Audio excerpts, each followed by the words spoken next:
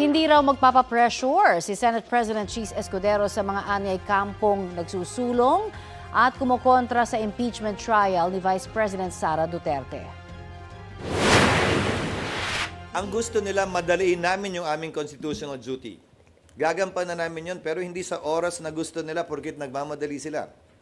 Wala namang nagsabing hindi namin gagampanan yun dahil sabi ko nga, proseso ito. Hindi sa oras na gusto nila, hindi sa pinili nilang panahon. Git ni Escudero, hindi pwedeng madaliin ang impeachment trial at magsagawa ng paglilitis kahit sila'y naka-recess gaya ng panawagan noon ng ilang individual. Hindi rin daw siya sang-ayon sa proposed timeline ni Senador Francis Tolentino na gawin ang impeachment trial mula June 11 hanggang 30. Tumanggi si Escudero na pag-usapan ang resolusyon ng de facto dismissal ng impeachment trial na kumalat sa Senado kamakailan at inamin ni Senador Bato de la Rosa na galing sa kanyang tanggapan. Anya, hindi yon inihain at dumating sa kanyang tanggapan.